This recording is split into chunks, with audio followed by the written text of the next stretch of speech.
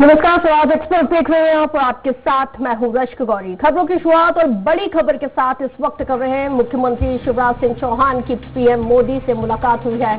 आज शाम 4 बजे पीएम मोदी से मुलाकात करेंगे। वक्त मुकर्रर हुआ है। मुलाकात के बाद एमपी भवन में प्रेस कॉन्फ्रेंस की जाएगी। एमपी में 30 जून को मंत्रिमंडल विस्तार होना है। तो बड़ी खबर आपको इस वक्त बता रहे हैं। तो मुख्यमंत्री शिवराज सिंह चौहान दिल्ली दौरे पर हैं और आज प्रधानमंत्री नरेंद्र मोदी के साथ उनकी मुलाकात का वक्त शाम 4 बजे तय किया गया है। 30 जून को मध्य प्रदेश में मंत्रिमंडल विस्तार होना है। तो बड़ी खबर आपको इस वक्त सबसे पहले स्वराज एक्सप्रेस लगातार आपको मंत्रिमंडल विस्तार को लेकर सबसे पहले अपडेट देता आया है और इस वक्त की बड़ी खबर भी आपको बता रहे हैं। इससे पहले रविवार को दिल्ली पहुंचकर मुख्यमंत्री शिवराज सिंह चौहान ने केंद्रीय मंत्री नरेंद्र सिंह तोमर और पार्टी अध्यक्ष जेपी नड्डा के साथ मुलाकात की।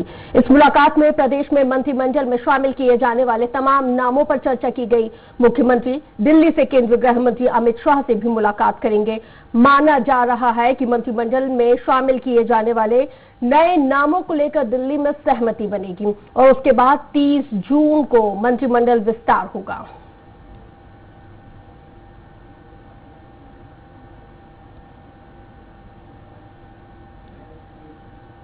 चलिए ग्राफिक्स के जरिए अब आपको उन संभावित तमाम दावेदारों के नाम बताते हैं जो मंत्रिमंडल में शामिल किए जा सकते हैं। तो मध्य प्रदेश में कल मंत्रिमंडल विस्तार होना है और राजेंद्र शुक्ला ये संभावित नाम है। पहले भी शिवराज सरकार में कैबिनेट मंत्री रह चुके हैं। विश्वास सारंग विधायक नरेला से हैं। संभावित नाम जिनके बारे में हम आपको ग्राफिक्स के जरिए बता रहे हैं उनमें इनका भी नाम शामिल है। रामेश्वर शर्मा विधायक हुजूर से हैं। तो संभावित नामों में इनका नाम भी शामिल है। तो इनको मिल सकती है मंत्रिमंडल में जगह।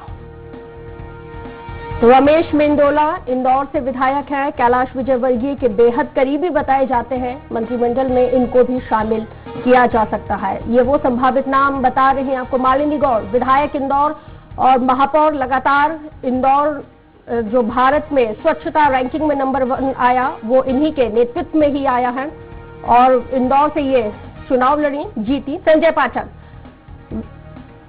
तो मंत्रिमंडल में इनका नाम भी शामिल है। पहले भी ये शिवराज कैबिनेट में मंत्री रह चुके हैं। अजय बिश्नोई तो कल जो मंत्रिमंडल विस्तार होना है उसमें अजय बिश्नोई को भी संभवतः उसमें शामिल किया जा रहा है। उनका भी नाम है। महेंद्र सिंह सिसोदिया सिंधिया खेमे से हाल फिलहाल में ही कांग्रेस छोड़कर बीजेपी में शामिल हुए हैं और ये वो नाम है आपको इस वक्त आपके टेलीविजन स्क्रीन पर बता रहे। इमरती देवी कांग्रेस से बीजेपी में आई हैं। इनको भी मंत्रिमंडल में शामिल किया जाएगा। प्रद्युम्न सिंह तोमर कांग्रेस से बीजेपी में आए हैं।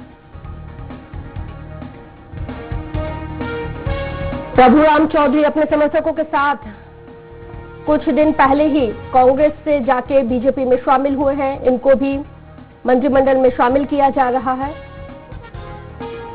राज्यवर्धन सिंह दत्तीगांव कांग्रेस से बीजेपी में आए हैं। ये वो अहम नाम इस वक्त आपके टेलीविजन स्क्रीन पर। एंदल सिंह कंसाना जिनकी वजह से मध्य प्रदेश में कांग्रेस सरकार गिर गई और भारतीय जनता पार्टी की सरकार सत्ता में काबिज हो गई।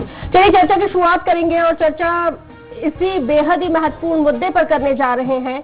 जिस तरह से मंत्रिमंडल विस्तार कल होने जा रहा है, संभावित नाम हमने आपको बताए और चलिए चर्चा का दौर शुरू करेंगे। इस वक्त हमारे साथ स्टूडियो में लाइव जुड़ गए हैं channel head SP Tripathi ji. Tripathi ji बहुत स्वागत है आपका और state bureau head Anil Singh Kushwaha ji. Anil ji बहुत स्वागत है आपका। त्रिपाठी जी सबसे पहले आपका रिएक्शन जानना चाहूंगी कि लगातार जिस तरह से जो कवायदें कई महीनों से चलती आ रही थी, 3 महीने से अटकलों का जो बाजार था वो गर्म था कि आज मंत्रिमंडल का विस्तार होगा, आज होगा, आज होगा। आखिरकार वो घड़ी आ गई 30 जून मंत्रिमंडल विस्तार। देखिए कोरोना के चलते उस समय जिस तरह 5 लोगों ने शपथ लिया था उसके बाद यही लग रहा था कि कोरोना से कंट्रोल जल्दी हो जाएगा, कंट्रोल होने के बाद विस्तार होगा।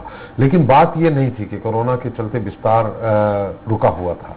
बात इस बात को लेकर थी कि इस बार जो 34 जगह है इनके पास उसमें सरकार गिराने में इन्होंने 9 नाम कम से कम 10 नाम सरकार गिराने में इन्होंने एडजस्टमेंट किया उसका, क्योंकि जो 10 इनको मंत्री बनाने हैं, 4 तो एदल सिंह कंसाना, हरदीप सिंह डंग, प्रीवत सिंह और बिसाहूलाल सिंह, ये नाम हैं जो किसी खेमे से नहीं बल्कि दिग्विजय सिंह जी के साथ हुआ करते थे, ये हैं। इसके अलावा 6 नाम जो पहले से मंत्री थे उनका तो दावा बनता है, तो 10 सीधे सीधे कम हो गए। अब 24 में से जब मंत्री बनाने हैं भारतीय जनता पार्टी को, तो थोड़ा बहुत दिक्कत जा रही है।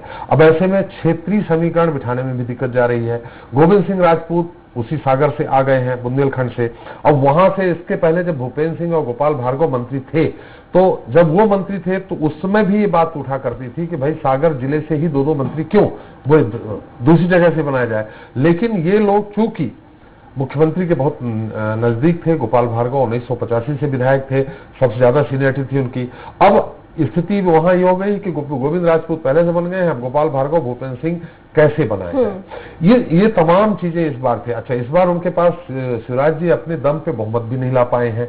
बहुमत तो जोड़ तोड़ करके बना है अभी, हालांकि 109 तीसरी बार 109 सीटें लाना भी एंटी इनकम्बेंसी, जैसे रमन सिंह जी ने देखा होगा, वहां 3/4 बहुमत कांग्रेस लेकर के आ गई। तो फिर भी शिवराज जी की इस बार उस तरह स्थिति नहीं है जो 2013 में थी। आपने जो नाम बताए उसमें मैं जोड़ना चाहूंगा, मुझे लगता है रमेश मेंदोला कैलाश जी के अत्यंत नजदीक है। उसके अलावा उषा ठाकुर जो महू से जीती हैं, उन्होंने कहा भी था जब उनको टिकट दिया गया था महू से सीधे इंदौर 2 से उनको वहां भेज दिया था, तो उन्होंने कहा था कि मुझे चुनाव हराने के लिए वहां भेजा जा रहा है, लेकिन पूरी संघ से जुड़ी हुई है, संघ ने पूरी ताकत झोंक दी थी और महू से एक बार फिर चुनाव जीत के इस विपरीत परिस्थिति में आ गई। तो मुझे लग रहा है वहां से उषा ठाकुर भी हो सकती है, और लेना एक को ही है क्योंकि 24 नाम ही है। इसी तरह राजेंद्र शुक्ला पहली बार बिंद में 30 सीटों में से 24 सीटों पे बीजेपी जीती है। ये उल्टा हुआ करता था, 24, 18, 20 ये कांग्रेस जीता करती थी। पिछली बार भी 13-14 सीटें लेकर गई थी, जब 2013 में 173 सीटें 172 सीटें लेकर के बीजेपी आई थी तो भी। लेकिन इस बार तो वो पूरी क्रेडिट राजेंद्र शुक्ला जी को दी गई थी, टिकट वितरण से लेकर के मैनेजमेंट करने तक, यहां तक कि प्रचार प्रसार की सामग्री वितरित होना है, उसके लिए आर्थिक सहयोग भी करना, सारा राजेंद्र शुक्ला के उसमें था। बहुत अच्छा परफॉर्मेंस था। लेकिन अब वहां से बात उठ रही है, केदार शुक्ला जी उठा रहे हैं, कुंवर टेकाम उठा रहे हैं, गिरीश गौतम का नाम लिया जा रहा है। तो अब इन परिस्थितियों में कैसे इग्नोर किया जा सकता है राजेंद्र शुक्ला जी का नाम। तो शिवराज जी उनको भी एडजस्ट करने के लिए यही सब बातें लेकर के वो निश्चित तौर पे पीएम से भी बात करे होंगे, नड्डा जी से बात की हुई होगी कि जिन्होंने 109 ही सीटें आनी भले आई हो, लेकिन 109 सीट लाने में जिन्होंने पूरा दमखम लगाया, जिन अलग नेताओं में, उनके अलावा उनको कैसे इग्नोर किया जा सकता है। लेकिन दूसरी तरफ तर्क ये दिया जा रहा है कि एक ही लोगों को मंत्री बना देते हैं, हम लोग भी 3 बार 4 बार के हैं, तो क्या किसी का वहां एक स्थायीकरण हो गया है मंत्रिमंडल में कि उन्हीं को लिया जाएगा। गोपाल भार्गव जैसे नाम नहीं है इस समय। गोपाल भार्गव नेता प्रतिपक्ष थे, नेता प्रतिपक्ष सीएम का दावेदार होता है। इसके पहले कभी भी जो नेता प्रतिपक्ष जब भी रहे हैं तो सीएम के दावेदार या तो प्रदेश अध्यक्ष ही या नेता प्रतिपक्ष, 2 में से ही कोई सीएम बनता है। 1990 में सुंदरलाल पटवा प्रदेश अध्यक्ष है, नेता प्रतिपक्ष कैलाश जोशी जी थे। सुंदरलाल पटवा को सीएम बनाया गया तो कैलाश जोशी जी ने नाराजी इसी बात की जाहिर की थी, फिर वो मंत्रिमंडल में भी शरीक नहीं हुए थे क्यों नेता प्रतिपक्ष थे, इसलिए दावा उनका बनता था। लेकिन या तो प्रदेश अध्यक्ष या नेता प्रतिपक्ष, इन्हीं विषय। अब ऐसे में वो मंत्रिमंडल में शरीक होने के लिए गोपाल भार्गव जद्दोजहद कर रहे हैं। आपको बता दूं गोपाल भार्गव शिवराज जी से सीनियर है। 1985 में पहली बार वो जीते थे और 1985 में आपको भी मालूम है कि कितनी कांग्रेस की लहर थी, शहादत की लहर थी इंदिरा जी की। उसके बाद भी वो बीजेपी से जीत के आए थे, तो अब उनको कैसे छोड़ा जा सकता है। भूपेंद्र सिंह जी नाक के बाल कहे जाते हैं, रामपाल सिंह जी अति निकटस्थ है मुख्यमंत्री के। इन सारी चीजों को लेकर के जो विरोध आ रहा है कि उनको भी एडजस्टमेंट किया जाए और इनका भी एडजस्टमेंट किया जाए, तो इसको लेकर के इतना समय लग गया है और ये जद्दोजहद अब जाके किसी सहमति बनी होगी निश्चित तौर पे। अब देखते हैं किस तरह सहमति बनती है। कुल मिला के ये है कि जो जिन नामों को लेकर पेच फंसा हुआ था उनमें भी बहुत ज्यादा क्लियरिटी नहीं हो पाई, क्योंकि 22 जो सिंधिया समर्थक हैं जो कांग्रेस छोड़ के जो सीधे सीधे बीजेपी में शामिल हो गए, सरकार गिर गई और बीजेपी की बन गई, तो उनमें जो असंतोष है उनको भी सेटिस्फाइड करना यहाँ पे बेहद जरूरी हो गया था और उनके चक्कर में बीजेपी के दिग्गज नेताओं का नंबर ही नहीं आ पा रहा है। नहीं, ये तो जब ये सरकार गिरी है, जब बंगलौर विधायक गए हैं, देखिए 18 विधायक ही सिंधिया जी के कहने पे गए थे। ये चार अपने आप असंतुष्ट थे अलग अलग बातों को लेकर। एडल सिंह ये बोल रहे थे कि जो 2 बार चुनाव जीते हैं उनको आपने मंत्री बना दिया, मैं चौथी बार का विधायक, मुझे नहीं बनाया। हरदीप सिंह डंग अल्पसंख्यक और सिख समुदाय से कोई था ही नहीं, 2013 की विपरीत स्थितियों में भी वो जीते थे। त्रिपाठी जी, रोकना चाहूंगी आपको। इस वक्त हमारे साथ फोन लाइन पर वरिष्ठ पत्रकार गिरजा शंकर जी जुड़ गए। गिरजा शंकर जी, बहुत स्वागत है आपका हमारे साथ जुड़ने के लिए। नमस्कार गिरजा शंकर जी, कल मंत्रिमंडल का विस्तार होने जा रहा है, इस पूरे समीकरण को आप किस तरह से देखते हैं? नहीं, अभी इस तरह की घोषणा नहीं हुई है कि कल विस्तार होगा, ये अनुमान है। तो इसलिए कोई अधिकृत रूप से कोई जानकारी इस तरह की नहीं है कि कल कैबिनेट का विस्तार होगा, क्योंकि मुख्यमंत्री जी दिल्ली गए हुए हैं और पार्टी के बड़े नेताओं से मुलाकात कर रहे हैं। तो ये माना जा रहा है कि आज सब कुछ तय हो जाएगा और कल शपथ ग्रहण हो सकता है, विस्तार हो सकता है। और उसका अनुमान लगाने का एक कारण और भी है, क्योंकि एक दिन बाद से वो देव सोने की प्रक्रिया शुरू हो जाएगी, तो शायद उसके पहले एक टोटका होता है तो वो होगा। तो ये एक अनुमान है कि कल विस्तार हो सकता है। राजनीति में टोटकों का कितना महत्व समझते हैं आप? नहीं, बहुत महत्व रहता है। तो चीजों का तो जो राजनीति कोई आम जीवन से अलग थोड़ी है। जो आम जीवन में जिन टोटकाओं का महत्व है तो वो राजनीति में भी, कोई समाज से तो व्यक्ति राजनीति में जाता है ना। तो जो सामान्य जीवन में जो जिन चीजों को हम मानते हैं, जो हमारी मान्यताएं हैं, वो राजनीति पर भी लागू होती है। जी, एक सवाल करना। गिरजा जी, अस्ति त्रिपाठी बोल रहा हूँ। नमस्कार जी। ये कोरोना के कारण इतना लंबा हुआ समय मंत्रिमंडल विस्तार का, या सिंधिया समर्थक जो 10 बन गए, नाम कम हो गए, या और कोई कारण था? इतना लंबा समय क्यों हुआ मंत्रिमंडल विस्तार को लेकर? नहीं, एक बड़ा कारण तो कोरोना ही है, जिसकी वजह से जो है, क्योंकि राजनेताओं का मूवमेंट रिस्ट्रिक्टेड था, प्रधानमंत्री खुद दिल्ली से बाहर कहीं नहीं जा रहे थे, तो इसलिए वो एक कारण था। दूसरा कारण बड़ा यह था कि कोरोना के चलते मुख्यमंत्री का दिल्ली जाना और बड़े नेताओं से मिलना वो संभव नहीं हो पा रहा था। सरकार किसी पार्टी की हो, मुख्यमंत्री कोई भी हो, लेकिन मंत्रिमंडल का गठन जो है वो मुख्यमंत्री और पार्टी के आला नेताओं की मुलाकात के बाद ही होता है। ये मौका मुख्यमंत्री शिवराज सिंह को कोरोना के कारण नहीं मिल रहा था और इसीलिए ये इंतजार लंबा हुआ। अब जब कोरोना का जो लॉकडाउन खत्म हो गया और जब मूवमेंट शुरू हुआ, तो ये दिल्ली गए और दिल्ली जाकर जो कल जो भी उनकी मुलाकातें हुई हैं, आज भी मुलाकातें हो रही हैं, तो इन्हीं मुलाकातों के नहीं होने के कारण ये विलंब हुआ है। यदि ये मुलाकातें पहले हो जाती तो शायद ये विस्तार पहले हो जाता। नहीं, इसमें जैसे चर्चा में है इस बात का राजनीतिक हलकों में कि सामंजस्य नहीं बन पा रहा। कुछ जैसे बिंद से है, कुमार टेकाम, कुछ लोग नाम उठा रहे हैं, चंबल से उठा रहे हैं और मंदसौर तरफ से उठ रहा है कि एक ही एक नाम सरकार सब लोग मिलकर बनाते हैं, लेकिन जब मंत्रिमंडल विस्तार की बारी आती है, शपथ लेने की बारी आती है, तो एक ही नाम आ जाता है। जबकि ऐसे बहुत सारे विधायक हैं जो 4 बार, 5 बार, 3 बार के जीते हुए हैं, उनको काट दिया जाता है। ये सामंजस्य को लेकर के क्या भी देरी हुई है? नहीं, जो सामंजस्य की बात कर रहे हैं वो सामंजस्य को इस रूप में देखिए कि एक सामंजस्य ये होता है कि राज्य में जो पार्टी के अध्यक्ष हैं, पार्टी के संगठन महामंत्री हैं, मुख्यमंत्री हैं, ये लोग मिलकर कोई चीज तय कर ले। और दूसरा ये है कि इनके बीच वो एका नहीं बन पाता, तो और ये दिल्ली के स्तर पर तय हो। तो सामंजस्य की जो कमी है, मुझे लगता है कि जो स्टेट लेवल पर लीडरशिप के साथ में जो बात तय होनी थी वो नहीं हो पाई। और इसीलिए जैसा हमेशा होता है कि मुख्यमंत्री पार्टी के बड़े नेताओं से मिलकर तय करते हैं। दूसरी बात आप ये देखिए कि इस मंत्रिमंडल विस्तार में बड़ा फैक्टर है ज्योतिरादित्य सिंधिया के साथ उनके समर्थक जो कांग्रेस छोड़कर बीजेपी में आए थे, उसमें सारी पहल हाईकमांड के द्वारा की गई थी। तो उनके साथ क्या तय हुआ था उस दौरान, वो सारा कुछ जो है वो हाईकमांड के स्तर पर तय हुआ है। तो जाहिर है कि कैबिनेट का विस्तार जब होगा तो पार्टी हाईकमान के साथ मुख्यमंत्री की मुलाकात में एक जो बड़ा फैक्टर होगा, सिंधिया समर्थकों के साथ क्या डील किया जाए, उनके कितने लोग लेना है नहीं लेना है, ये राज्य स्तर पर सामंजस्य करके नहीं संभव था। और इसीलिए जो दिल्ली में जो मंत्रणाओं का दौर चल रहा है उसमें ज्योतिरादित्य सिंधिया एक बड़े फैक्टर के रूप में है वहां पर, और उसी के आधार पर ये विस्तार की जो प्रक्रिया है वो तार्किक परिणति पर पहुंचेगी। बस आपको सवाल अनिल जी, आपको कोई सवाल? ये जो ऑपरेशन लोटस जो चला था उसमें जिन विधायकों की भूमिका बताई गई, चाहे वो रामेश्वर शर्मा हो, विश्वास सारंग, संजय पाठक या अरविंद भदौरिया, क्या लगता है इनको रणनीति के तौर पर पुरस्कार इस विस्तार में मिल सकता है? नहीं, देखिए, जो रणनीति का जहां तक सवाल है या ऑपरेशन लोटस का सवाल है, जिन लोगों का नाम ले रहे हैं वो लोग मॉडलिटीज में शामिल थे, रणनीति में शामिल नहीं थे। रणनीति तो दिल्ली के स्तर पर बनी है और ऑपरेशन लोटस जो है वो हाईकमांड के लेवल पर हुआ है। ये जो नाम बता रहे हैं ये लोग मिल रहे हैं, उसको अंजाम जो इंतजाम वाला जो पार्ट होता है कि कौन कहाँ रहेगा, किस विधायक को कहाँ ले जाना है, क्या उसकी व्यवस्थाएं होनी है, इसको देखने के काम जो है लोग कर रहे थे।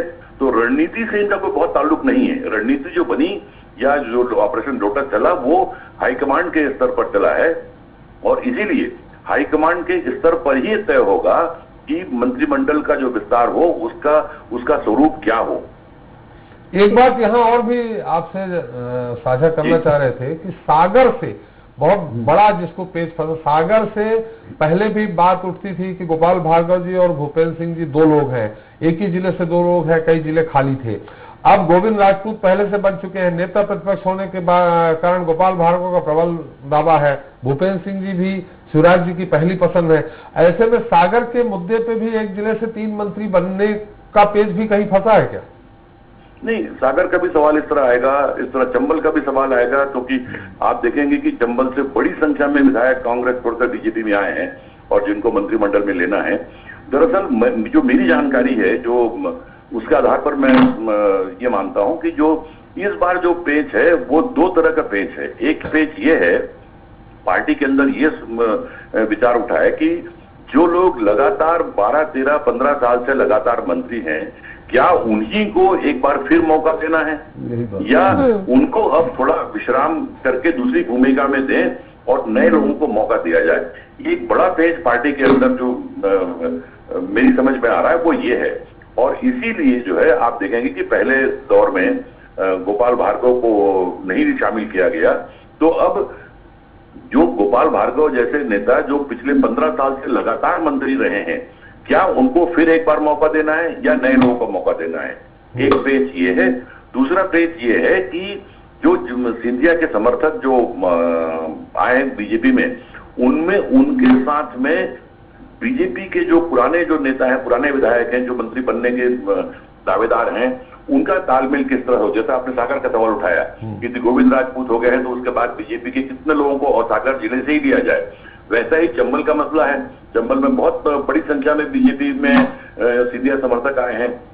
तो ये कुछ इस तरह के पेच हैं जिसका हल राज्य के स्तर पर जो लीडरशिप है उनमें कई बैठकें होने के बाद भी कोई ऐसा कोई फार्मूला नहीं निकल पाया कि जिसमें हाईकमांड की जरूरत ना पड़े। और इसीलिए मुख्यमंत्री इस बात का इंतजार करते, जो विलंब हुआ इसी बात को लेकर हुआ कि मुख्यमंत्री और हाईकमांड के नेताओं के साथ कब ये मुलाकात होती है, कब ये विमर्श होता है कि जिसमें इन पेचों को ठीक कर दिया जाए।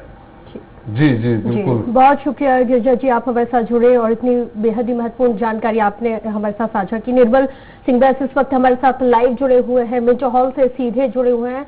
निर्मल जी, क्या तैयारियां चल रही हैं ये जानना चाहेंगे, और साथ ही जिस तरह से कल जो मंत्रिमंडल, संभावित मंत्रिमंडल का विस्तार होने जा रहा है, उसी सिलसिले में दिल्ली में सिंधिया हाउस में सीएम की मुलाकात सिंधिया से हो रही है। क्या अब लास्ट क्या प्रोसीजर बचा हुआ है, आखिरी क्या कुछ अंदर खाने से जानकारी और निकल के आ पा रही है? देखिए, जो अंदर खाने की जानकारियां हैं, जैसे कि वरिष्ठ पत्रकार गिरिजा शंकर जी बता रहे थे कि पूरा का पूरा मामला एक नहीं कई पेचों से फंसा हुआ है। और यही वजह है कि आज जो है शिवराज न सिर्फ ज्योतिरादित्य सिंधिया बल्कि प्रधानमंत्री से भी मुलाकात करने वाले हैं। तो ये जो सब कुछ दिखाई दे रहा है ये उतना आसान नहीं है और मंगल को मंगल हो पाता है या और भी टल सकता है, इस बारे में भी कोई तयशुदा अभी नहीं कहा जा सकता। मिंटो हॉल की जहां तक बात है तो आप देख सकते हैं कि मिंटो हॉल में अभी पूरी तरह से शांति छाई हुई है, एक तरह के सन्नाटे में मिंटो हॉल डूबा हुआ है। और जब हम यहाँ आए थे और यहाँ के सुरक्षा कर्मियों से हमारी चर्चा हुई तो उनको भी इस तरह की किसी प्रकार की सूचना नहीं है, यहाँ कोई अलग से अन्य हलचल यहाँ पर नहीं है। ये बात बिल्कुल अलग है रश की जो यहाँ की व्यवस्थाएं हैं वो इस तरीके की हैं कि कुछ ही अल्प समय में कहना चाहिए यहाँ पर अगर किसी प्रकार की तैयारी करना हो तो वो की जा सकती है। और मिंटो हॉल इसलिए ज्यादा मुफीद लग रहा है क्योंकि पिछली बार भी जब विस्तार की चर्चा हुई थी तो मिंटो हॉल का नाम आया था।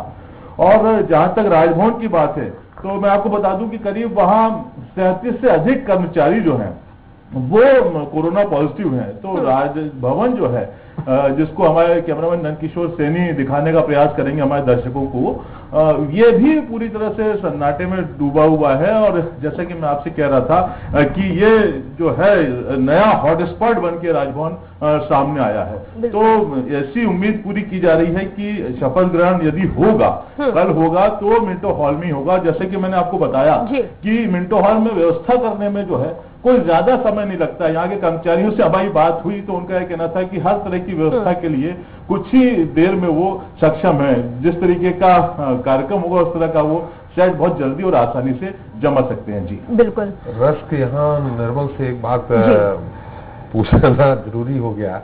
निर्मल, यहाँ जब अभी किनको मंत्री बनना है आप भी जानते हैं, उनको देर रात सूचना पहुंचती है कि सुबह आपको पहुंचना है। ऐसे में मिंटो हॉल के कर्मचारियों को कैसे पहले सूचना दे दी जाएगी कि विस्तार है मंत्रिमंडल का?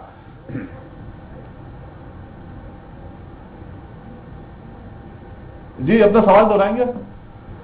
हम रश्क आप सवाल पूछ रहे हैं। त्रिपाठी जी का सवाल ये है कि जिन लोगों को मंत्रिमंडल में शामिल किया जाता है उनको ही देर रात जानकारी दी जाती है कि आपको भोपाल पहुंचना है शपथ ग्रहण के लिए, तो इस स्थिति में मिंटो हॉल के कर्मचारियों को, वहां के जो एम्प्लॉयज हैं, उनको कैसे पहले से जानकारी दे दी जाएगी? बिल्कुल जी, वही मैं इसीलिए कह रहा था कि जो उनसे चर्चा हुई तो उनका ये कहना था कि हम जो है कुछ ही अल्प समय में यानी कि शॉर्ट समय में भी जो है वो हर तरह की यहाँ पे व्यवस्था कर सकते हैं। तो जाहिर सी बात है कि अभी उनको किसी प्रकार की सूचना नहीं पहुंची है और पूरा का पूरा जो फोकस है मध्य प्रदेश की राजनीति का वो इस समय दिल्ली शिफ्ट हो चुका है मुख्यमंत्री शिवराज सिंह चौहान के साथ ही। और जैसे मैं कहना चाहूंगा क्योंकि जो बीजेपी ने ये सरकार बनाई है या ये बीजेपी सुहागन हुई है तो इसमें शिवराज ज्योतिरादित्य सिंधिया के उधार के सिंदूर से उसने ये सौभाग्य पाया है सुहागन होने का, तो उसका कर्ज कहीं ना कहीं अदा करना पड़ेगा।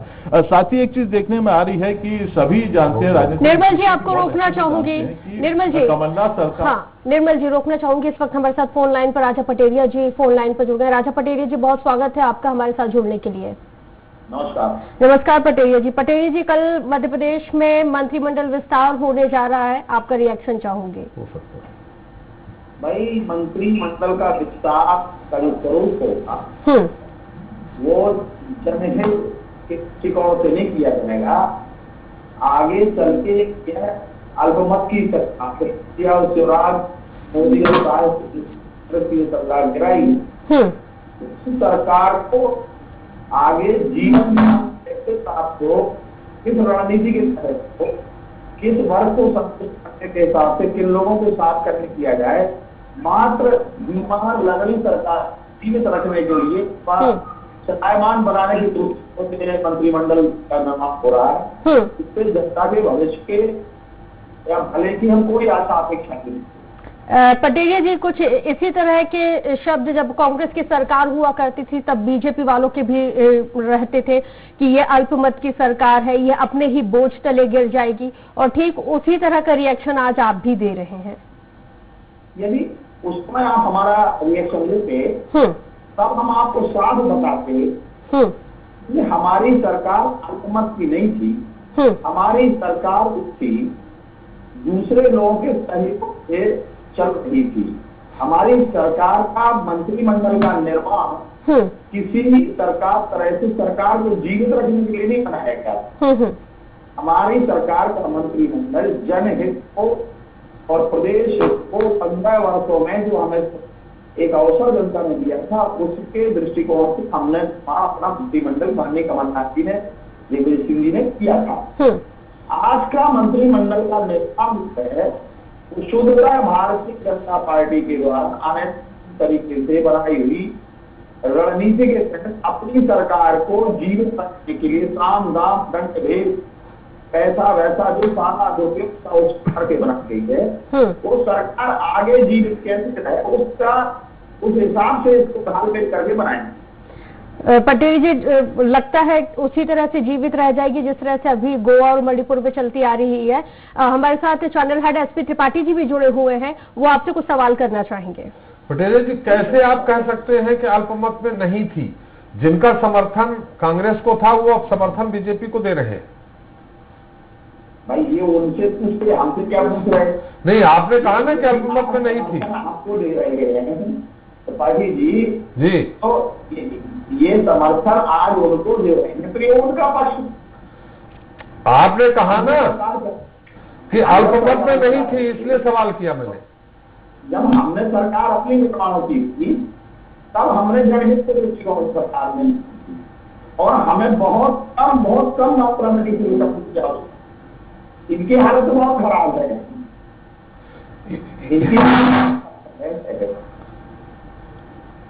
और इन्होंने माननीय सिंधिया जी के लिए इस तरह से छल जो इनका चरित्र रहा है भारतीय जनता पार्टी का मूल, उसके आधार पर इन्होंने जनता के द्वारा लिए हुए निर्णय को पलटवाने में दुष्कृत्य किया है, बचाए रखने के लिए सरकार। ठीक, इनको चाहिए कि इस्तीफा दे करके मध्यावधि चुनाव की घोषणा मैदान में आके अपन तय कर लें। मध्यावधि चुनाव में क्यों जा रहे हैं? जब आपने अपने घर नहीं संभाल सके तो अब इसमें बीजेपी को क्यों दोष देंगे? नहीं, हमारा घर गिर गया, हम बिल्कुल सहमत है आपकी बात। कहीं ना कहीं हमसे अपनी घर की चौकीदारी और देखभाली होगी, या हम नहीं संकलन कर पाए कि इस स्तर तक पदों की और पैसों ये लोग भाव से टूट सकते, तो हमारा घर गिर गया। अब हमारा घर तो बहुत कम होना था, थोड़ा इनके में इतना बड़ा मौका पड़ा हुआ है कि इनको चाहिए कि मध्यावधि चुनाव की घोषणा और चुनाव में आए और फिर फैसला हो।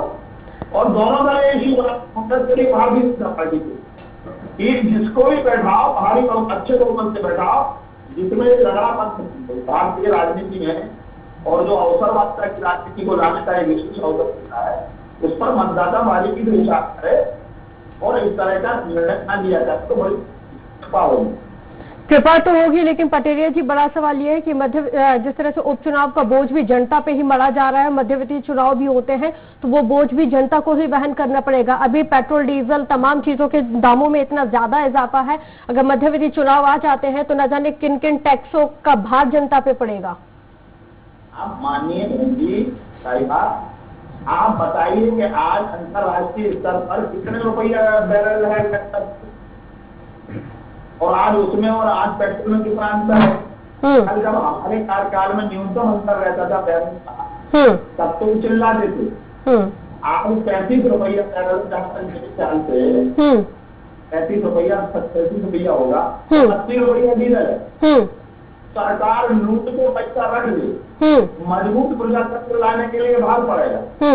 अरे जनता को चाहिए मोदी और अमित शाह की ऐसी सरकार को 60 पर निकल के बाहर करा दे, तक 60 पर पब्लिक नहीं निकलेगी तो संसद मोरा जाएगी, मस्तानी हो जाएगी, बलात्कारी हो जाएगी। आपकी सरकार बलात्कारी है, मोदी की सरकार।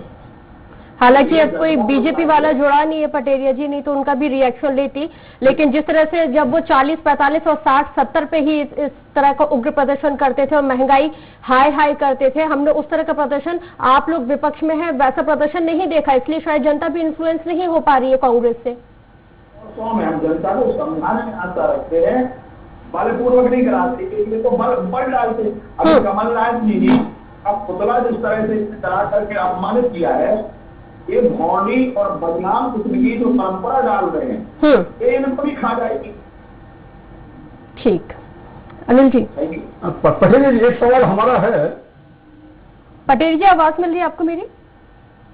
कौन बोल रहे हैं? जी, अनिल सिंह कुशवाहा जी हैं, स्टेट ब्यूरो हेड हैं स्वराज एक्सप्रेस से, वो आपसे सवाल करना चाहेंगे। पटेल जी, आप जो कह रहे हैं कि सिंधिया जी के साथ जो 22 विधायक बीजेपी में चले गए, अवसरवादी उनको बता रहे हैं, तो टिकट देते समय क्या आप लोग ये देखते नहीं कि किस निष्ठावान कार्यकर्ता को टिकट दिया जाए ताकि जीतने के बाद ऐसी स्थितियां ना बने?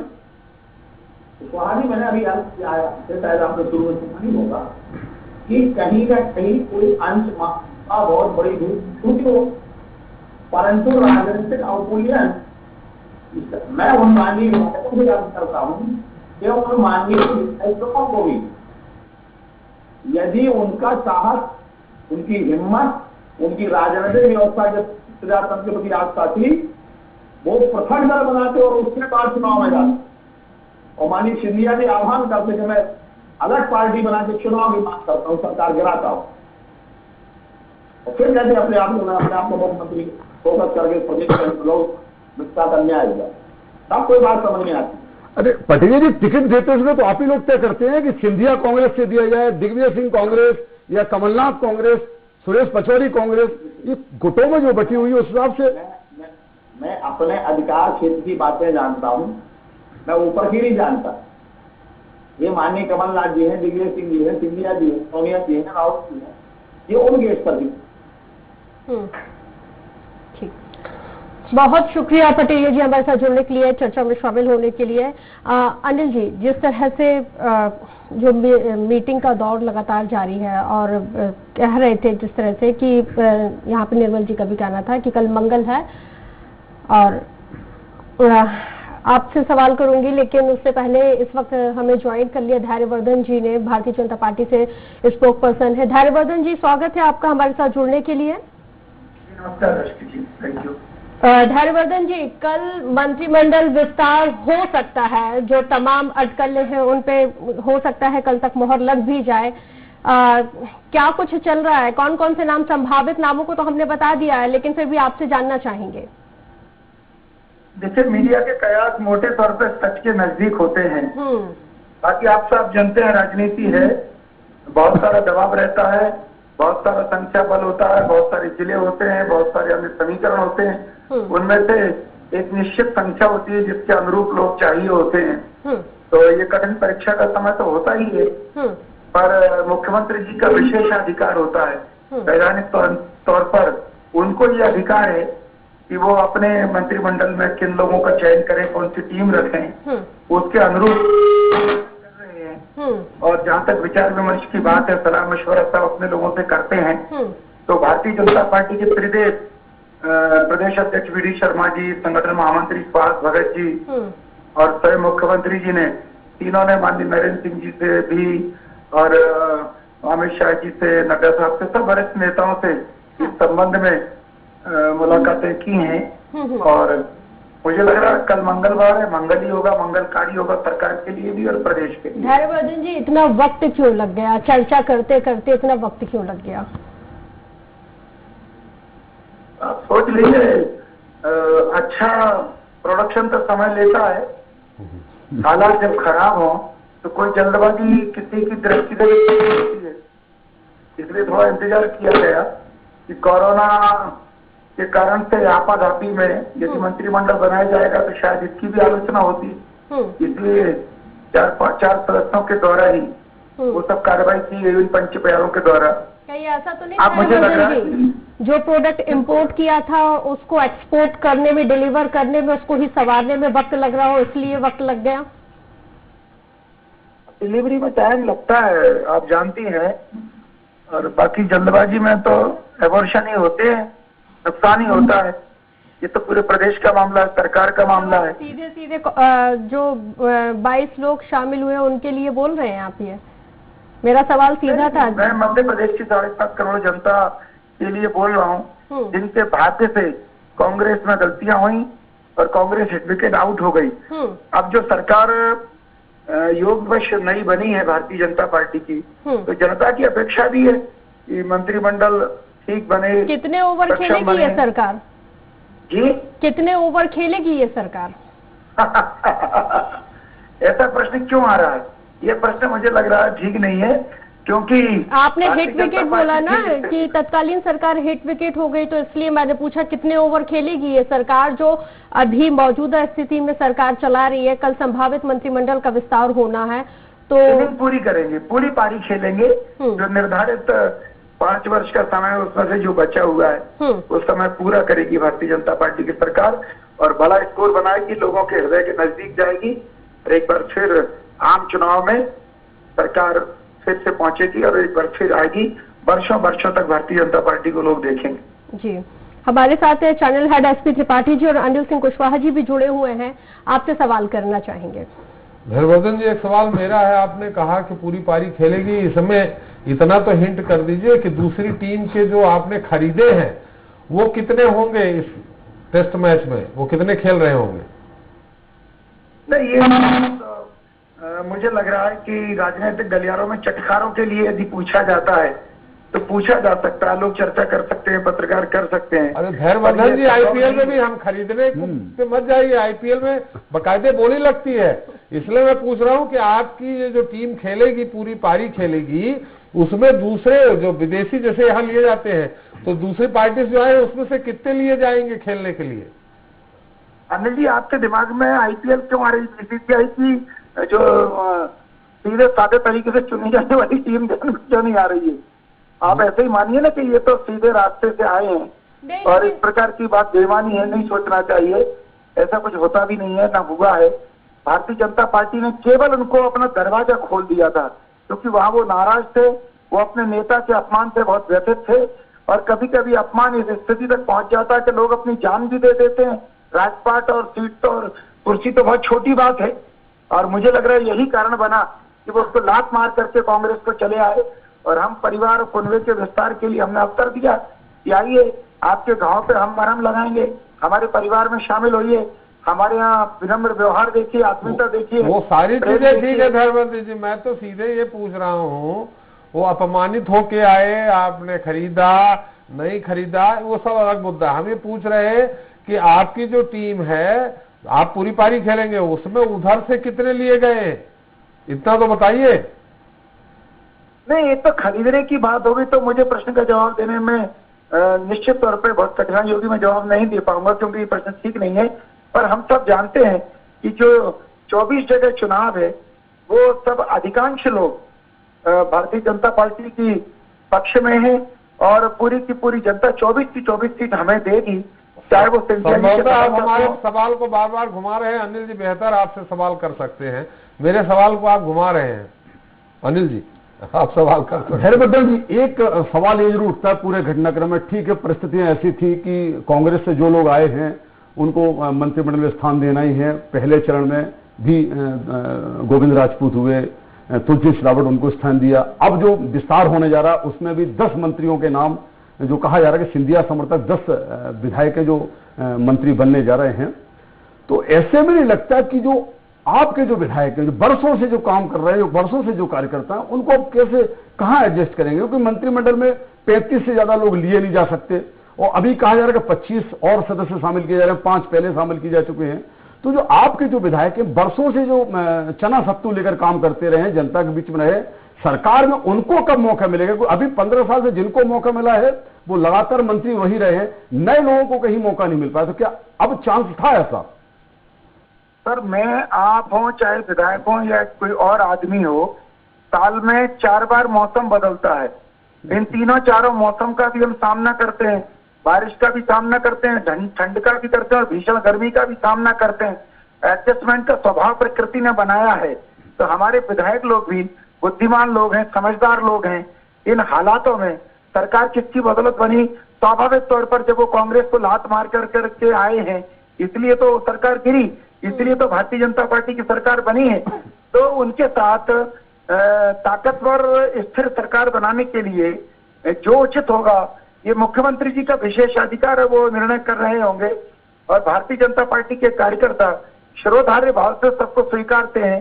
अपनी बात तो उनको कोई मन में है तो कह भी देते हैं, पर बहुत ज्यादा हमारे यहाँ इस प्रकार का भाव नहीं होता कि कोई बहुत महाभारत किसी को देखने को मिले यदि कोई उम्मीद करे बैठा है तो निराशा हाथ लगेगी। धैर्यवर्धन जी, एक सवाल ये भी है कि होता क्या है, पहले जब मंत्रिमंडल विस्तार हुआ करते थे, पिछले जो तमाम मुख्यमंत्री रहे हैं, तो क्षेत्रीय संतुलन का जरूर ध्यान रखा जाता था। अब लेकिन जो सिचुएशन है उस हिसाब से क्षेत्रीय संतुलन तो गड़बड़ाता नजर आएगा। सर मैंने बताया ना, जो गर्मी में कपड़े शरीर को तकलीफ देते हैं वही सर्दी में प्यारे लगते हैं। 2-2, 3-3 ऊपर से भी लाद लेता है। बदले हुए हालातों में बदले हुए निर्णय करने पड़ते हैं, स्वीकारने पड़ते हैं सबको। अब तब सरकार सीधे सीधे भारतीय जनता पार्टी के विधायक चुनकर के आते थे बहुमत की तादाद में, तो इन सब बातों पर विचार हो जाता था। पर आज की स्थिति भिन्न है। आज हमारे पास 22 विधायक दूसरे दल से आए हैं, उन्होंने इस्तीफा दिया है, उन्होंने अपने राजनीतिक जीवन को दांव पर लगाया है, तो उनके हित को भी देखना होगा। ऐसी अवस्था में जो सरकार को स्थिर रखने के लिए, सरकार को स्वस्थ रखने के लिए, सरकार को सक्षम बनाए रखने के लिए मुख्यमंत्री जी को, संगठन को ठीक लगेगा, वो बेहतर से बेहतर विचार विमर्श करके श्रेष्ठतम निर्णय वो कर रहे होंगे। चलिए धैर्यवर्धन जी, जिस तरह से अभी आपने जिक्र किया कि जो कपड़े गर्मियों में खराब लगते हैं लेकिन जाड़े में वो कपड़े अच्छे लगते हैं, 4-6 कपड़े और लाद लिए जाते हैं क्योंकि वो बॉडी का तापमान संतुलित करते हैं और ठंड से बचाते हैं। अगर वो वहां पे अगर हाइजीन का ख्याल नहीं रखा जाए तो स्किन एलर्जी भी हो जाती है। बहुत शुक्रिया हमारे साथ जुड़ने के लिए, बातचीत करने के लिए। अनिल जी, मैं आपसे ये सवाल कर रही थी कि कल संभावित मंत्रिमंडल विस्तार हो सकता है, चर्चा हम लगातार कर ही रहे हैं। राज्यपाल आनंदीबेन पटेल को आज आना था, उनका दौरा भी कैंसिल हो गया और कल ही कांग्रेस काला दिवस मनाने जा रही है क्योंकि कमलनाथ सरकार को गिरे हुए कल 100 दिन पूरे हो जाएंगे। तो अब इस पूरे समीकरण को किस तरह से देखते हैं? मंत्रिमंडल विस्तार का विरोध कांग्रेस करने जा रही है या वाकई में जो सरकार गिर गई है उसका विरोध करने जा रही है? देखिए, कांग्रेस के लिए निश्चित तौर पर ये बड़ा आहत करने वाली बात है कि 15 महीने ही उनको शासन में हुए थे और फिर सब सरकार जब तक वो व्यवस्थाओं को समझ रहे थे, विभागों को काम करना शुरू किया था, विजन अपना दिखाना शुरू किया था, और ऐसे में अगर सरकार चली जाए तो तकलीफ निश्चित तौर पर है। और यही कारण है कि कांग्रेस इस तकलीफ को जाहिर भी कर रही है। और इसके पीछे एक बड़ा कारण ये भी है क्योंकि जिन 24 विधानसभा क्षेत्रों में उपचुनाव होने हैं वो तय करेंगे कि सरकार क्या कांग्रेस वापस ले पाएगी या बीजेपी कंटिन्यू करती है नई परिस्थितियों में। तो इसीलिए विरोध की भूमिका में जनता को सब सारी बातें बताने के लिए एक अच्छा प्लेटफॉर्म कांग्रेस ने यह तय किया है कि 100 दिन का जो काला दिवस मना रहे हैं। रहा सवाल बीजेपी के लिए, तो बीजेपी के लिए ये बड़ा चुनौतीपूर्ण है। जैसा त्रिपाठी सर ने बड़ा विस्तार से बताया कि परिस्थितियां क्या हैं। उन्होंने जिस तरह के जो पिछले 15 सालों से जो विधायक लगातार मंत्री बने हुए हैं, नए विधायकों को अवसर नहीं मिला, उस पर यही कारण है कि लगातार डिले हो रहा है। कोरोना में कई ऐसे अवसर आए, जब लॉकडाउन खुला था उस समय भी विस्तार किया जा सकता था। हालांकि राज्यपाल की तबीयत भी उसके बाद नासाज हुई और स्थितियां और लंबी खिंच गई। कह सकते हैं राजनीति को एक समीकरण को सेट करने का एक लंबा अवसर और मिला। अब जिस बात को लेकर लगातार मीडिया उठा रहा था वो अब दिन आ गया है और कल मंत्रिमंडल विस्तार निश्चित तौर पर होगा। जिस तरह के गिरिजाशंकर जी ने कहा कि देव सोने से पहले, क्योंकि 1 जुलाई जो है वो देव सोने की जो स्थिति, उससे पहले जो अच्छा मुहूर्त माना जाता वो कल मंगलवार माना जा रहा है। राज्यपाल को आज आना था, कल सुबह आएंगे और मुझे लगता है कि शाम को 4 से 5 बजे के आसपास मंत्रिमंडल का विस्तार हो सकता है और सादगीपूर्ण तरीके से होगा। आज दिल्ली में जो घटनाक्रम हुआ है, तो जैसा त्रिपाठी सिंह ने बताया कि जो सीनियर को किस तरह सरकार नजरअंदाज करती है, नए को किस तरीके से मौका देती है, ये एक बड़ा कैलकुलेशन इस समय बन रहा है। और ये दिल्ली लेवल पर ठीक होगा क्योंकि ऊपर से जब फरमान आएगा तो उसके बाद जो विधायकों के असंतोष को दबाया जा सकता है। राजनीति में सबको आगे बढ़ना है। निश्चित तौर पर जो विधायक बने हैं उनको मंत्री बनना है, मंत्री से और ऊपर जाना है। तो राजनीति में तो लगातार आगे बढ़ना है क्योंकि अपने समर्थकों को, कार्यकर्ताओं को भी संतुष्ट करना है, क्षेत्र की जनता को भी संतुष्ट करना है, क्षेत्र के विकास, तमाम जिम्मेदारियां उनके पास होती है। और अब क्या नए विधायकों को मौका मिलता है कल के विस्तार में, ये सबसे बड़ा अहम सवाल है। क्या क्राइटेरिया इस समय दिल्ली में तय किया गया है या तय किया जा रहा है, उस फार्मूले पर कल किस तरह सरकार कदम बढ़ाती है। बिल्कुल त्रिपाठी जी, ये जो कैबिनेट विस्तार के पहले जो महामंथन चल रहा है, लास्ट मोमेंट पे कोई फेरबदल हो सकता है? मुझे नहीं लगता फेरबदल होगा। जैसा बताया उन्होंने कि कम से कम 15 दिन, अनिल जी बेहतर बताएंगे, 15 दिन के लिए देर सिर जाएंगे कि 1 महीने के लिए, ये अलग मुद्दा है। लेकिन फिर वो मामला थोड़ा चल जाएगा, क्योंकि हर कोई अगर कोई नया मंत्री शपथ ले रहा है तो वो भी चाहेगा कि हम शुभ मुहूर्त में शपथ लें। लेकिन मुद्दा वही फंसा हुआ है किसी भी तरह से। एक तो आनंदीबेन जी भी राजभवन में ठहरने, वहां कोरोना का इतना भयानक है कि 27 मरीज कोरोना पॉजिटिव है वहां, तो वहां आनंदीबेन महामहिम राज्यपाल आए और वहां ठहरे तो कहीं वो भी संक्रमित न हो जाएं, ये इस बात को लेके भी ऊहापोह की स्थिति होगी। आज जैसा आपने बताया कि उनका दौरा रद्द हो गया है, कल आएंगी वो, तो ताबड़तोड़ तरीके से प्रभार भी इसीलिए दिया। प्रभार तभी दिया जाता है, अभी कोई विधानसभा तो है नहीं। विधानसभा, इसमें विवाद उठ चुका है कि विधानसभा के सूचना जारी करने पर उनके दस्तखत हो चुके हैं राज्यपाल लालजी टंडन जी के, तो अभी कुछ ऐसा विशेष नहीं है कि कोई बिल विधेयक रुका हो जो उनके पास गया हो, कानून बनना हो, तो तुरंत प्रभार क्यों देने की आवश्यकता? उनका वेट किया जा सकता था, इंतजार किया जा सकता था लालजी टंडन जी का। तो उनको प्रभार ही इसलिए दिया गया है कि वो शपथ दिलवा सके। शपथ हालांकि चीफ जस्टिस भी दिलवा सकते हैं, लेकिन उनको इजी वे में। सबसे बड़ा मुद्दा यही है जो अनिल जी बोल रहे हैं, इसमें एक और पेच इस बात को लेकर के संभावनाओं पे राजनीति चलती है। कहीं ऐसा ना हो जो खेल बीजेपी ने खेला है वो खेल कल कमलनाथ खेल ले, क्योंकि बीजेपी में सामान्य तौर पे जो अभी नया ट्रेंड चला है कि जो 75 पार हो रहे हैं उनके टिकट कट सकते हैं। तो ऐसे विधायक जो 75 प्लस हो रहे हैं या 72 प्लस हो रहे हैं, 75 हो जाएंगे उस दौरान तक, उनके यहाँ वो, उनको इस बात का लालच नहीं है कि वो किसी वारिस को, अपने किसी बेटे को, बेटी को राजनीति में लाना चाहते हैं, बीजेपी से टिकट दिलवाएं, तो वो लोग मंत्री बनने के लिए लालायित हो सकते हैं। तो ऐसी संख्या मुझे 15 से 20-25 भी हो सकती है। तो अगर ये 20-25 संख्या हुई तो उन लोगों पे कांग्रेस भी दाना डाल सकती है। तो ये लोग अगर इनको नहीं संतुष्ट किया गया तो कहीं ऐसा न हो जाए जैसे कांग्रेस में विद्रोह हुआ तो यहां भी न हो जाए। इस संभावना पे भी निश्चित तौर पे विचार किया जा रहा होगा और उसके बाद ही मंत्रिमंडल को पूरा स्वरूप दिया जाएगा। जैसा बता रहे हैं कि एक नाम और जुड़ रहा है, अनिल जी बेहतर चंबल के बारे में बता सकते हैं, रणवीर जाटव। पहले ये था कि 6 जो पहले मंत्री थे, 4 जो ये है वरिष्ठता के आधार पे, राज्यवर्धन सिंह दत्तीगांव, डंग बिसाहूलाल जी और इदर सिंह जी, तो कुल मिला के 10 होंगे। लेकिन उसमें रणवीर सिंह जाटव का एक और नाम जोड़ा जा रहा है कि उनको भी राज्य मंत्री बने, 11 हो जाएंगे। 11 अगर होते तो सिर्फ 23 इनके पास बचेंगे और कोई भी मुख्यमंत्री कम से कम 3 से 4 पद खाली रखता है हमेशा। अभी तक परंपरा चली आ रही है, चुनाव जब होने होते हैं उसके 4-5 महीने पहले उनको भरते हैं, क्योंकि असंतुष्ट अगर ज्यादा असंतुष्ट हो रहा तो उसको लालच देने के लिए कि अभी 4 पद खाली है तो हम शपथ दिलवा सकते हैं। इसलिए अब इनके पास 23 बने, 17 से 18 विधायक ही बीजेपी के मंत्री बनेंगे, जिसमें 3 पहले बन चुके हैं और 3 पहले बन चुके हैं तो उसमें और संख्या कम हो गई है। तो 15-16 बीजेपी के जो खाटी बीजेपी के विधायक हैं उनको उस जगह मिल सकती है। अनिल जी, जो भारतीय जनता पार्टी के जिस तरह से लगातार चर्चा कर रहे थे, त्रिपाठी जी ने भी जिक्र किया है कि जो जिनमें असंतोष पनपेगा उनको मैनेज करने की कोशिश की जाएगी।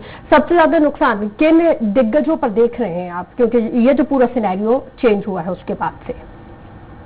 देखिए, जो 2018 का जो विश्वास जो जनता ने व्यक्त किया है, जो जिस तरह से कह सकते हैं जनादेश दिया है, वो जनादेश ही सारी चीजें स्पष्ट कर रहा है कि कमलनाथ सरकार, जब कमलनाथ मुख्यमंत्री थे तो उन्होंने भी जो सरकार बनाई, उन्होंने भी जो कई ऐसे प्रयोग उनको करने पड़े जो अब तक राजनीति में नहीं हुए थे। कई नए चेहरों को मौका देना पड़ा, सभी को कैबिनेट मंत्री बनाना पड़ा, बावजूद इसके असंतोष हो गया। जबकि कमलनाथ खुद राजनीति के माहिर खिलाड़ी माने जाते हैं, दिग्विजय सिंह जैसा उनके पूरा साथ था जो कह सकते हैं 1 और 1 11, जो राजनीति के धुरंधर माने जाते हैं। बावजूद इसके ये विधायक 22 टूटकर बीजेपी में चले गए। तो ऐसा बीजेपी के साथ ना हो इसकी भी कोई गारंटी नहीं है। तो आपने देखा राज्यसभा चुनाव में गोपीलाल जाटव, तमाम बीजेपी ने तमाम प्रशिक्षण दिया किस तरह वोटिंग करना, क्या करना। उसके बाद भी एक वोट अगर कांग्रेस को चला जाता है राज्यसभा चुनाव में, इतनी तमाम तैयारियों के बाद, तो कह सकते हैं अगर असंतोष भुगता है तो उस असंतोष का फायदा कांग्रेस नहीं उठाएगी। ये बिल्कुल राजनीति में अवसर का फायदा उठाया जाता है। यही कारण है कि बीजेपी बड़ी दुविधा में है और मंत्रिमंडल विस्तार बनाना मुझे लगता है सबसे बड़ा चुनौती का काम ये हो गया है, क्योंकि बुंदेलखंड में किस तरह संभालना है, चंबल में किस तरह संभालना है, मालवा में किस तरह संभालना है, ये 3 बेल्ट ऐसे हैं कि जहां बीजेपी को बड़ा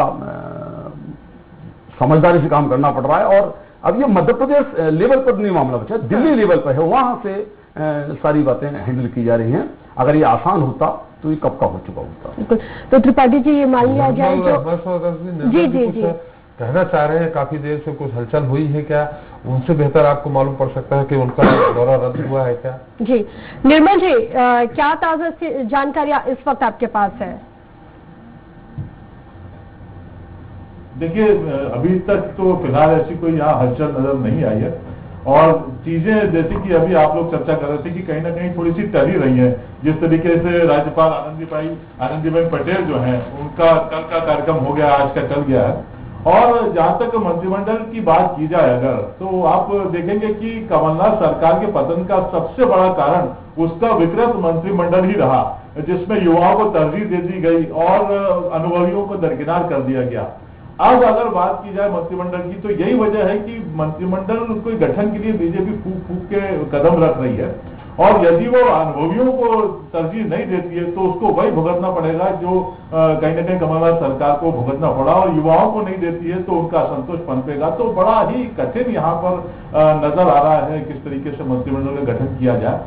साथ ही एक बात और यहाँ पर नजर आ रही है कि जो विश्वास है अपने संगठन के प्रति, वो भी कहीं ना कहीं लोगों का इससे डगमगाता हुआ नजर आता है। तो यहाँ अगर आप देखें, देखिए जो होगा वो तो कल की बात है, लेकिन जो हुआ है उस पर अगर नजर डालें तो अब तक जो मंत्रिमंडल का पहला गठन हुआ है, बात किसी से भी सवाल किया जाए तो साफ साफ ये कहा जाता है कि मुख्यमंत्री का विशेषाधिकार है, लेकिन इतना आसान विशेषाधिकार नहीं है। जो मंत्रिमंडल के सदस्य आप देखें अगर, तो ऐसा लगता नहीं कि उसमें कहीं मुख्यमंत्री की चली हो। और जिस तरीके से मुख्यमंत्री दिल्ली में कवायद कर रहे हैं और राजनीति के जो गलियारे हैं वो तो कहीं और ही बवंडर जो है उठ के जा रहा है। यहाँ तक चर्चाएं चलने लगी हैं कि चूंकि मुख्यमंत्री की मुलाकात प्रधानमंत्री से आज शाम होने वाली, तो कहीं ऐसा ना हो कि उनको केंद्र में बुला लिया जाए या नरेंद्र सिंह तोमर को कमान दे दी जाए। तो बहुत कुछ ऐसा है जो चर्चाओं में है और क्या क्या इनमें से होता है ये देखने वाली बात होगी। बिल्कुल वाकई में देखने वाली बात होगी, क्योंकि वक्त की अब बेहद कमी बची है। इस वजह से त्रिपाठी जी मतलब मैं मार्च के सिनेरियो पे ले जाऊंगी, बहुत शॉर्ट रिएक्शन आपका चाहूंगी कि एक्सरसाइज तो की जा रही थी राज्यसभा के लिए, क्या बीजेपी को सरकार बोनस में मिल गई? बीजेपी को सरकार राज्यसभा में अगर इनको जीतना था तो बीजेपी सरकार बोनस में उनको अपने आप मिलने आई थी, सबको मालूम था। क्योंकि उनको राज्यसभा के लिए जितनी सीटें, जितने वोट की जरूरत थी उतने वोट अगर वो तोड़ते हैं तो ही उनको राज्यसभा में 2 सीटें मिलती और उतने वोट तोड़ते हैं तो उतने में इनको सरकार भी इनकी बन रही थी। इस बात को भी लेकर कमलनाथ जी अंतिम के दौर में उन्होंने मध्यवर्ती चुनाव कराने की सिफारिश भी की थी, लेकिन राज्यपाल जी ने उनकी सिफारिश को मंजूर नहीं किया। अब ऐसी स्थिति में मैं एक बार फिर वही बताना चाहूंगा आपको कि 75 पार, जिसमें सरताज सिंह बाबूलाल गौर से मंत्रिमंडल से इस्तीफा लिया गया था, ये 75 पार का नारा खुद शिवराज जी ने ही ज्यादा तेजी से आगे बढ़ाया था, अमित शाह जी तक पहुंचा था और उस पर अमल भी कराया गया, कुसुम महदेले भी उसमें थी। तो ये स्थिति आज वो विधायक निश्चित तौर पे देख रहे होंगे जो 3-3.5 साल बाद 75 साल के होने वाले होंगे। तो उनको अगर कांग्रेस ये मौका देती है कि आप आइए, आपको जैसे ये 10 से 11 बना रहे हैं मंत्री, उसमें से 15 की वो आपको हम 20 लोगों को मंत्री बना देंगे। अगर 20 उधर से इस्तीफा देते हैं तो सरकार तो इनकी भी गिर जाएगी। और जो 7 हैं, सपा, बसपा और निर्दलीय, ये तो उसी तरह स्थिति में है कि इधर उड़क जाए कि उधर उड़क जाए। पहले इनके साथ से जीने मरने कसम खा रहे थे, आज से बीजेपी के साथ जीने मरने कसम खा रहे हैं। बिल्कुल अनिल जी, निश्चित तौर पर मुख्यमंत्री शिवराज सिंह चौहान के लिए बड़ा चुनौतीपूर्ण समय है और जैसा त्रिपाठी ने बताया, कोई ना कोई फार्मूला जरूर बीजेपी बना रही है और उसी फार्मूले पर विस्तार की शक्ल नजर आएगी कल। और शुक्रिया चर्चा में शामिल होने के लिए अनिल जी आपका, त्रिपाठी जी आपका भी बहुत शुक्रिया और निर्मल जी आपका भी बहुत शुक्रिया चर्चा में शामिल होने के लिए। और इसी के साथ हमारी खास पेशकश में इतना ही, दीजिए इजाजत, नमस्कार।